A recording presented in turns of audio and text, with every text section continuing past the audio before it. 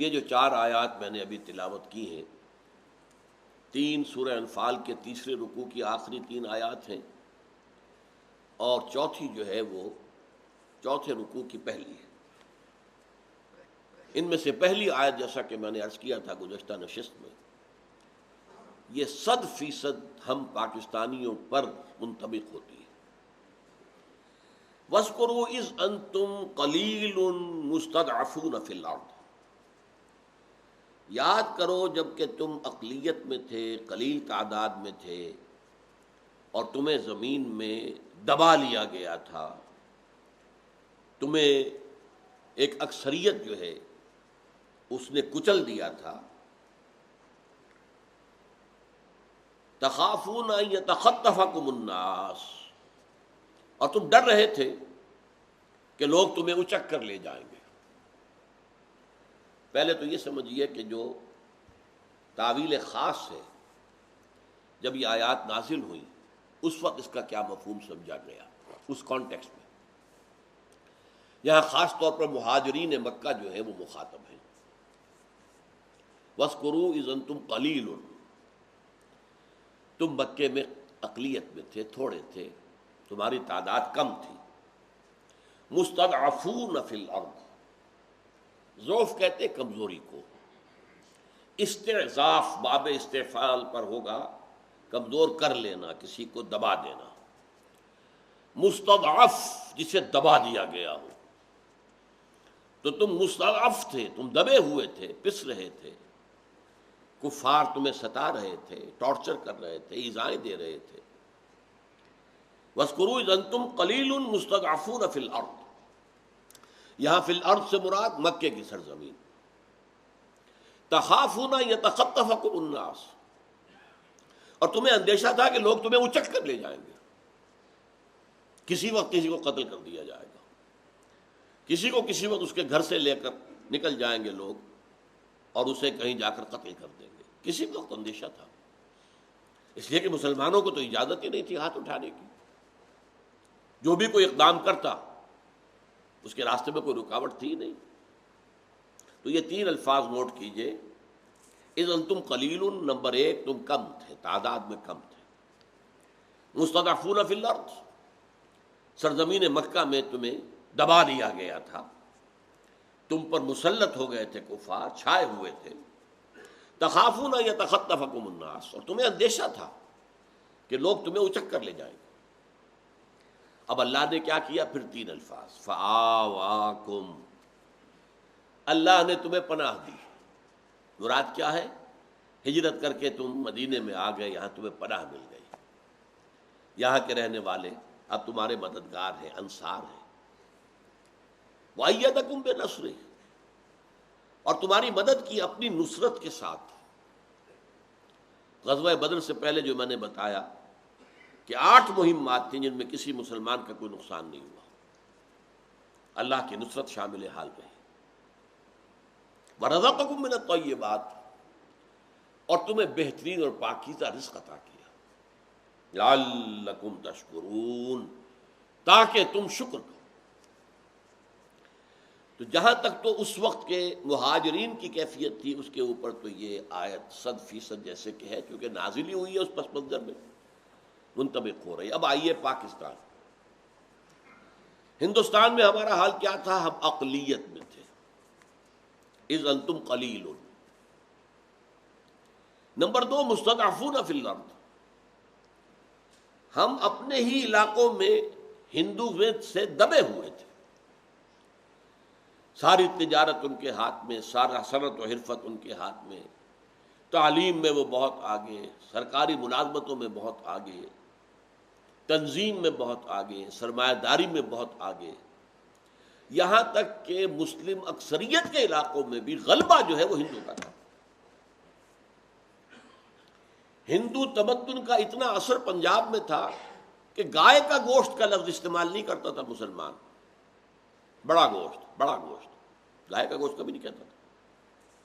ہندو کا خوف، ہندو انوائے نہ ہو جائے، اور یہاں مسلمان بہت کم کھاتے تھے گائے کا گوشت، جبکہ یو پی میں اصل کھانے کا گوشت گائے کا تھا۔ بکرے کی دکان کے اوپر تو اگر کوئی کھڑا ہوا نظر آتا تھا تو اس سے پوچھتے تھے خیریت ہے؟ یہ تو مریضوں کے کھانے کا گوشت ہے، نرم ہے، آسانی سے ہضم ہونے والا، یہ بیمار لوگ کھاتے ہیں۔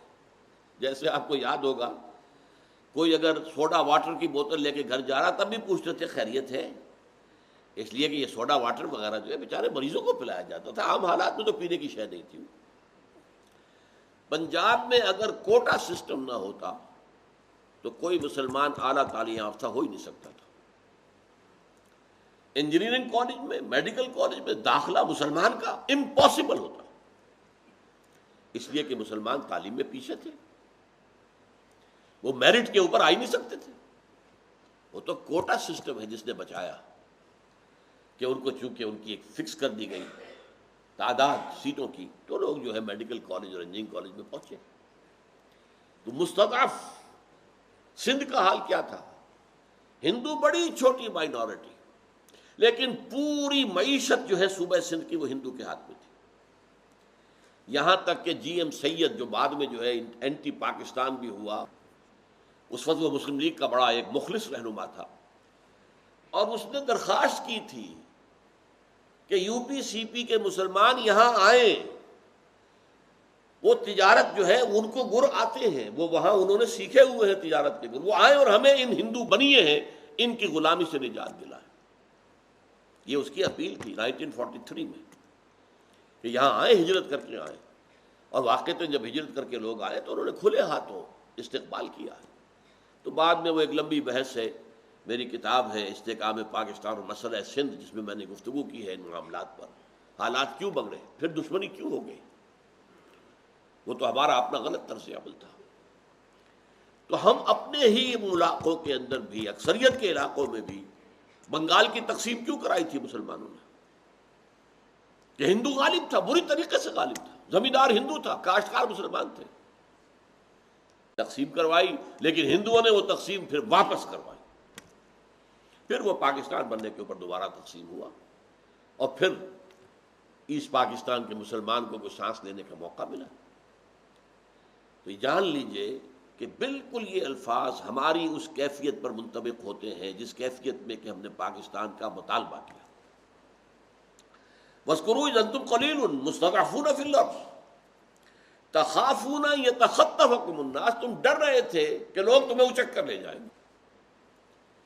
بعین ہی یہ پوزیشن تھی کہ اندیشہ یہ ہو رہا تھا کہ اگر پاکستان، ہندوستان ون پیس آزاد ہو گیا، متحد ہندوستان، تو پھر تو ہندو بری طریقے سے ہمیں اچک لے گا، ہمیں ایکسپلائٹ کرے گا، ہمیں دبائے گا، ہماری ثقافت ختم کر دے گا، ہماری زبان ختم کر دے گا، ہمارا مذہب ختم کرے گا۔ اس لیے کہ شدھی کی تحریک شروع ہو چکی تھی، بڑے پیمانے کے اوپر یہ میوات کے علاقے میں ہندو مسلمان ہو رہے تھے۔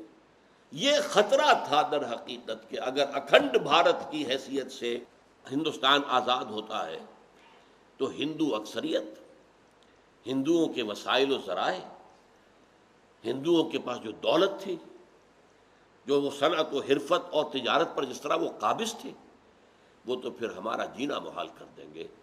تخافون، یہ خوف تھا تمہیں، ان یتخطفکم الناس، کہ لوگ تمہیں اچک لے جائیں۔ اس پوزیشن میں تحریک پاکستان چلی ہے۔ یہی تین خطرے جو مسلمانان مکہ کو محسوس ہو رہے تھے، جو اس وقت کی کیفیات تھی، بعین ہی مسلمانان ہند کی یہ کیفیت تھی کہ جس کیفیت میں پھر علاج کے طور پر، ایک تجویز اور تدبیر کے طور پر پھر پاکستان کے قیام کا مطالبہ کیا گیا۔ اللہ نے، اب دیکھیے تین الفاظ، اللہ نے تمہیں پناہ دی۔ پاکستان میں ہمیں پناہ ملی کہ نہیں ملی؟ بہار کے لوگ مشرقی پاکستان میں پناہ گزین ہوئے یا نہیں ہوئے؟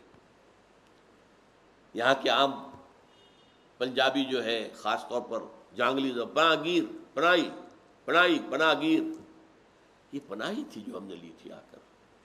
فآواکم، اللہ نے تمہیں پناہ دی۔ وَأَيَّدَكُم بِنَصْرِهِ، اور تمہاری مدد کی اپنی نصرت کے ساتھ۔ اس کا پس منظر کاش کہ آپ کو معلوم ہو۔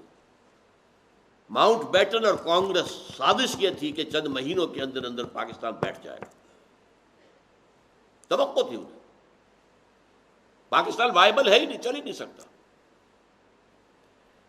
ہمارے حصے کے جو پیسے تھے، جو فنڈز تھے، روک لیے گئے.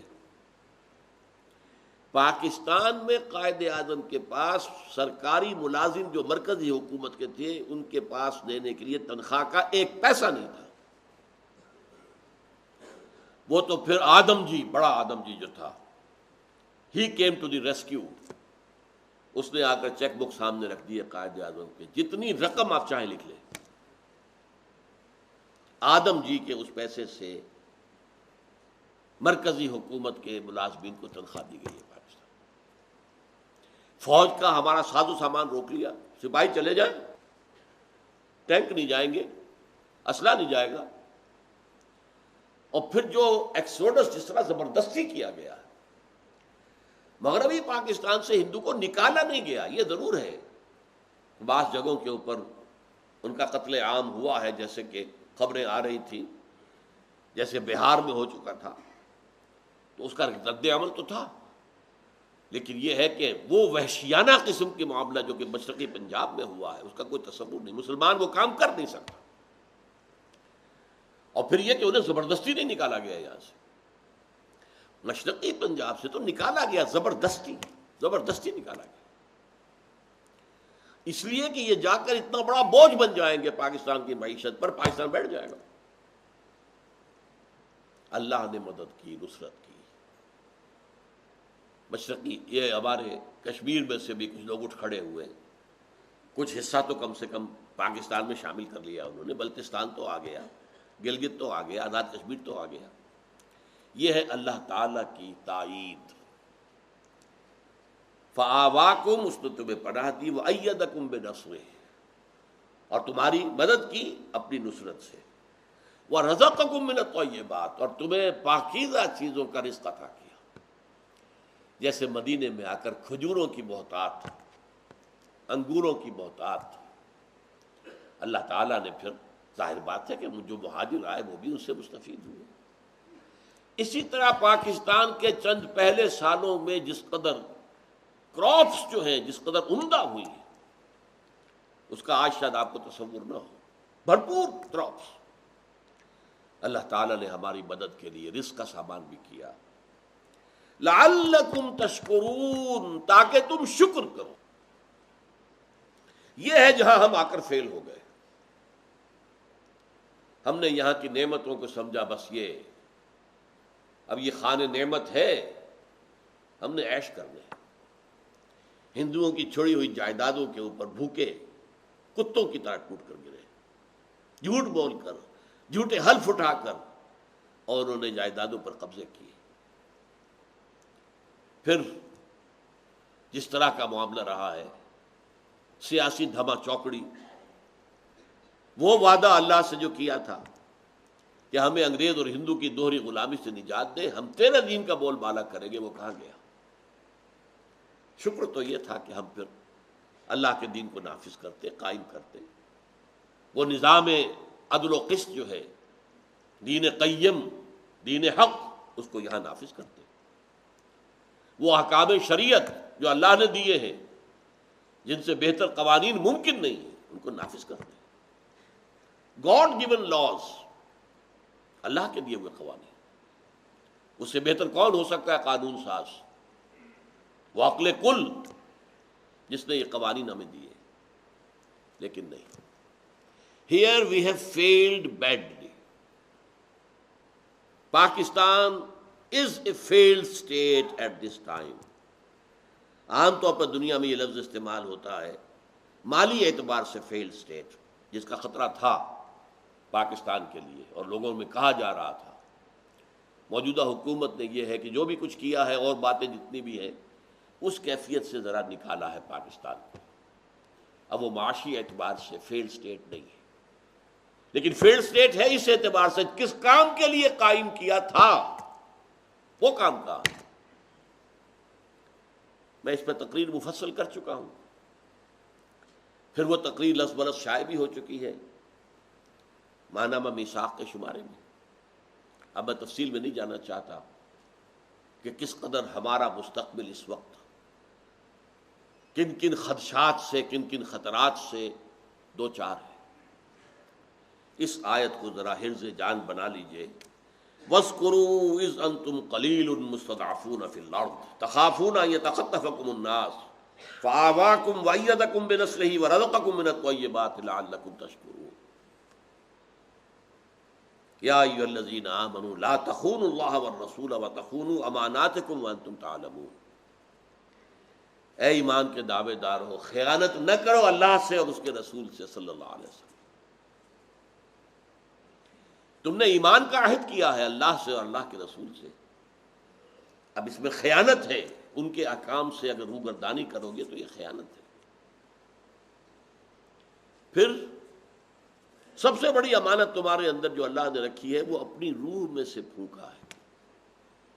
ان عرضنا الامانۃ علی السماوات والارض والجبال، وہ امانت جس کا بار گرا نہ آسمان سنبھال سکا، نہ زمین، نہ پہاڑ، وہ امانت روح الہی، ونفخت فیہ من روحی، وہ میرے اور آپ کے اندر ہے۔ اب اس روح سے خیانت مت کرو، اللہ کی اس امانت کی حفاظت کرو،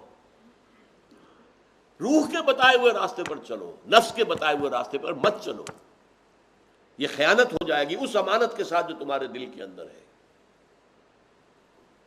اور جب اللہ سے خیانت کرے گا انسان تو ظاہر بات ہے کہ پھر آپس میں بھی خیانتیں کریں گے، ایک دوسرے کے مال اگر رکھا گیا ہے تو اس میں بھی خیانت ہوگی۔ اور آج ہمارے ہاں یہ خیانت نوٹ کر لیجئے جس سطح کو پہنچ چکی ہے، بددیانتی، خیانت، کہتے ہیں کہ اب کچھ کم ہوئی ہے، کچھ اونچے طبقے کے اندر کچھ کم ہوئی ہے، لیکن ہمارا حال کیا تھا اور ملک اس حال کو پہنچا کیوں ہے؟ سب سے بڑی شے اس میں خیانت۔ جو جتنا بڑا اتنا خائن، جو جتنا ہاتھ رنگ سکتا تھا اس نے رنگا، ایڈ کے نام سے پیسے آتے رہے، قرضے آتے رہے، بوجھ قوم پر لدتا چلا گیا، پیسہ واپس جا کر انہی کے بینکوں کے اندر ڈپازٹ ہوتا رہا۔ اس نے پاکستان کی معیشت کا بیڑا غرق کیا تھا، جس کے نتیجے میں وہ فیلڈ سٹیٹ ڈکلیئر ہونے والا تھا۔ وَأَنْتُمْ تَعْلَمُونَ، دیکھو جانتے بوجھتے یہ کام نہ کرو۔ کبھی سہون کوئی بات ہو گئی، غلط کام ہو گیا تو معافی مانگو، جانتے بوجھتے ڈٹائی کے ساتھ یہ کام نہ کرو۔ وَاعْلَمُوا أَنَّمَا أَمْوَالُكُمْ وَأَوْلَادُكُمْ فِتْنَةٌ، اور جان لو کہ تمہارے مال اور تمہاری اولاد تمہارے لیے فتنہ ہے۔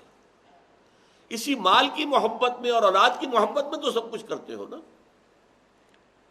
بڑے سے بڑا مکان بنا لوں، ولا بنا لوں، محل بنا لوں، اولاد کو 30 ہزار روپے مہینے کی فیس دے کر لمز میں پڑھوا لوں، قیمت ہے مارکیٹ کے اندر، اس کی ڈگری کی قیمت ہے، یہ حال۔ اب وہ 30,000 اگر جائز طریقے سے نہیں آ رہے تو ناجائز طریقے سے آئیں گے۔ وَاعْلَمُوا أَنَّمَا أَمْوَالُكُمْ وَأَوْلَادُكُمْ فِتْنَةٌ، یہ بات تو کثرت کے ساتھ آ چکی ہے، سورہ منافقون میں ہم پڑھ چکے ہیں، سورہ تغابن میں ہم پڑھ چکے ہیں۔ جان لو کہ تمہارے اموال اور تمہاری اولاد تمہارے لیے فتنہ ہے، کسوٹی ہیں جن پر تم پرکھے جا رہے ہو کہ تمہارے اندر ایمان ہے یا نہیں ہے۔ وَأَنَّ اللَّهَ عِندَهُ أَجْرٌ عَظِيمٌ، اور یہ کہ اجر عظیم تو صرف اللہ کے پاس ہے۔ حرام کمائی سے بچوں کو تعلیم دلوا رہے ہو، تمہارا خیال ہوگا کہ یہ بچے ہمارے بڑھاپے میں ہمارا سہارا بنیں گے؟ ہو سکتا ہے وہ تمہیں ٹھوکر ماریں، کسی اولڈ ہاؤس میں لے جا کے ٹھکا دیں کہ ہمارے عیش کے اندر یہ دخل نہ دے، یہ بوڑھے جو ہیں خام خواہ کو ہمارے لیے مصیبت بنے ہوئے ہیں، ہمارے بچوں کو ڈانٹتے رہتے ہیں، انہیں جاؤ اور رکھ دو کسی اولڈ ہاؤس کے اندر۔ یہ ہو سکتا ہے؟ اجر عظیم تو صرف اللہ کے پاس ہے۔ اللہ تعالیٰ کے لیے جو پیسہ خرچ کرو گے، جو وقت خرچ کرو گے، جو صلاحیت خرچ کرو گے، اس کا بھرپور بدلہ وہ دے سکتا ہے، اس کے خزانے بے پایاں ہیں، اور تو کوئی تمہیں بدلہ نہیں دے سکتا۔ وہ ایک ہسٹری آف انگلینڈ میں آتا ہے، ایک بادشاہ جو ہے وہ بہت لالچی تھا، اور پیسے جو اسے ایک وزیر مل گیا تھا جو بہانوں سے امراء سے پیسے اینٹتا رہتا تھا، حلال سے، حرام سے، جائز سے، ناجائز سے، دباؤ سے، لالچ سے۔ لیکن جب وہ بوڑھا ہوا تو اسی بادشاہ نے اس کے اوپر ظلم کیا۔ تب اس نے حسرت سے کہا، had I served God the way I served the king, جس طرح میں نے بادشاہ کی خدمت کی ہے، کاش کہ میں نے اسی طریقے سے خدا کی خدمت کی ہوتی تو وہ مجھے اس بڑھاپے کے اندر ذلیل و خوار نہ کرتا۔ یہی حسرت کہیں آپ کے دلوں میں نہ آئے، ہم نے ان کے لیے حرام خوریاں کی، اپنی عاقبت برباد کی ان بچوں کے لیے، ان کو اعلیٰ سے اعلیٰ تعلیم دینے کے لیے، اور آج ان کا سلوک ہمارے ساتھ کیا ہے؟ ان اللہ عندہ اجر عظیم، صرف اللہ ہے، یہ کلمہ حسن ہے، اجر جو ہے بڑا وہ صرف اللہ کے پاس ہے، کوئی نہیں دے سکتا، نہ آپ کی اولاد آپ کو اجر دے سکتی ہے، نہ اور کسی کے لیے آپ نے اگر کوئی بے ایمانی کی، کسی اور کے لیے آپ نے غلط سفارش کی اور کسی کا کام کرا دیا، وہ کیا اجر دے دے گا تمہیں؟ پکڑے جاؤ گے۔ یا ایھا الذین آمنوا ان تتقوا اللہ یجعل لکم فرقانا، اہل ایمان اب آئی اصل بات، اگر تم اللہ کا تقوی اختیار کرو گے۔ وہ تقوی کیا ہے؟ یہ احساس ہر دم دامن گیر رہے، اللہ کے حضور حاضر ہونا ہے، جواب دہی کرنی ہے، ہر فعل ہر قول جواب دہی کرنی ہے، اور اللہ ہر جگہ ہمارے پاس ہے، دیکھ رہا ہے، آئی وٹنس اللہ خود ہے، یعنی جان لیجئے اللہ محتاج نہیں ہے کہ نامہ اعمال سے پتہ چلے گا اسے کہ تم نے کیا کیا ہے۔ یہ جو ریکارڈنگ ہو رہی ہے یہ تو ہمارے اوپر اتمام حجت کے لیے، کہ ہم پلیڈ نہ کر سکیں اگنورنس، یا ہم یہ نہ کہہ سکیں کہ ہم تو بے گناہ ہیں، نہیں، اقرا کتابک، پڑھ لو اپنا اعمال نامہ، یہ صرف اتمام حجت کے لیے۔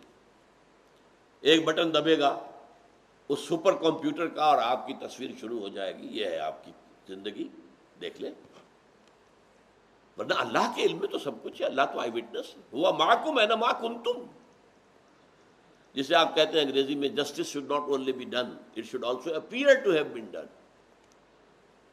جو بڑے ایک استہزائی انداز میں جو غالب نے کہا، پکڑے جاتے ہیں فرشتوں کے لکھے پہ ناحق، آدمی کوئی ہمارا دم تحریر بھی تھا؟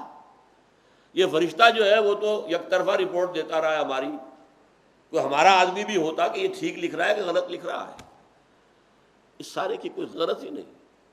اللہ تعالیٰ جو ہے وہ تو خود ہر شے کا چشمدید گواہ ہے۔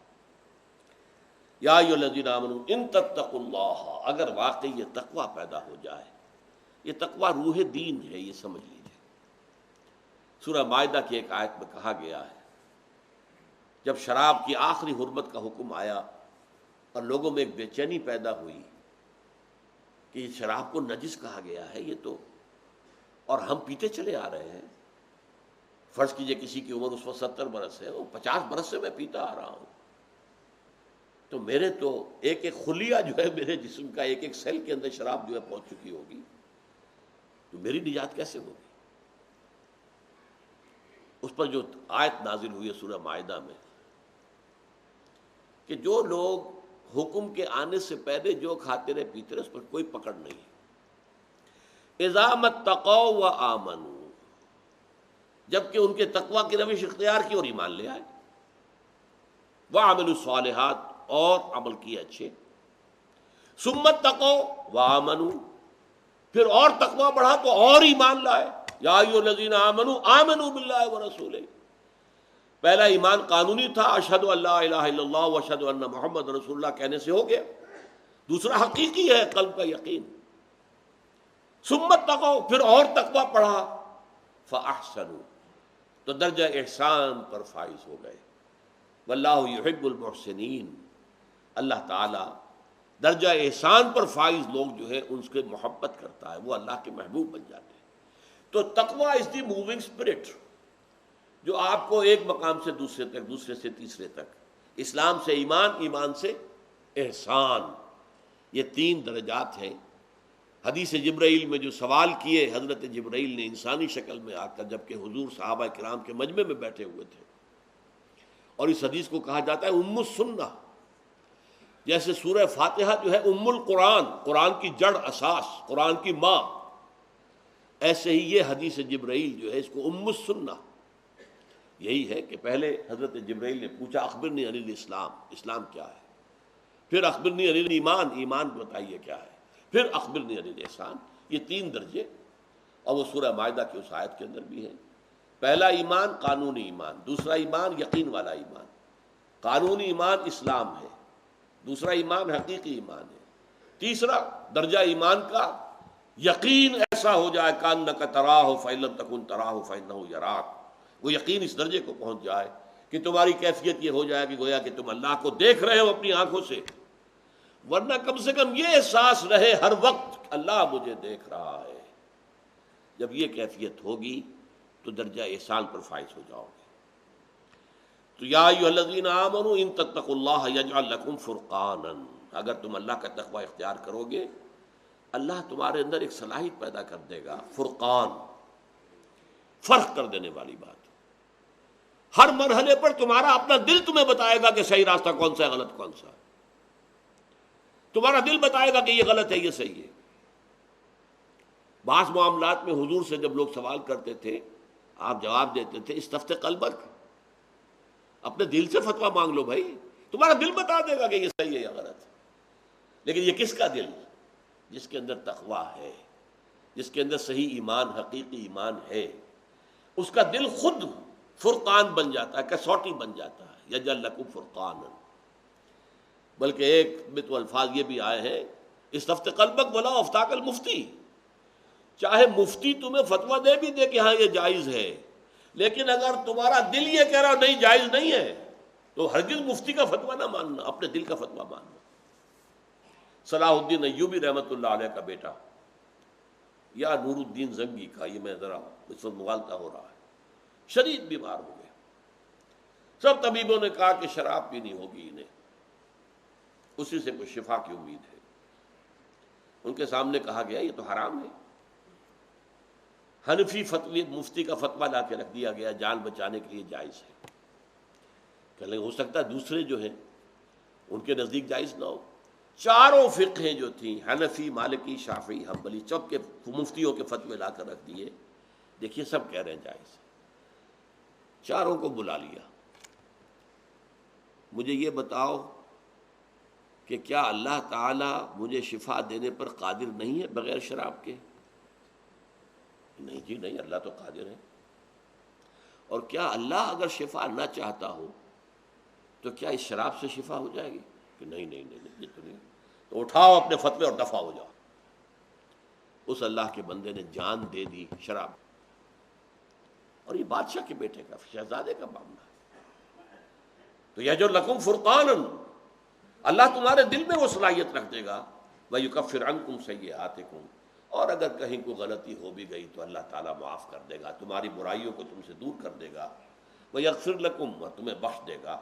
وَاللَّهُ ذُو الْفَضْلِ الْعَظِيمِ، اور اللہ تعالیٰ بہت بڑے فضل والا ہے، اس کے فضل میں، اس کے احسان میں، اس کی رحمتوں میں کہیں کوئی کمی نہیں ہے۔ بارک اللہ لی ولکم فی القرآن العظیم ونفعنی وإیاکم بالآیات والذکر الحکیم۔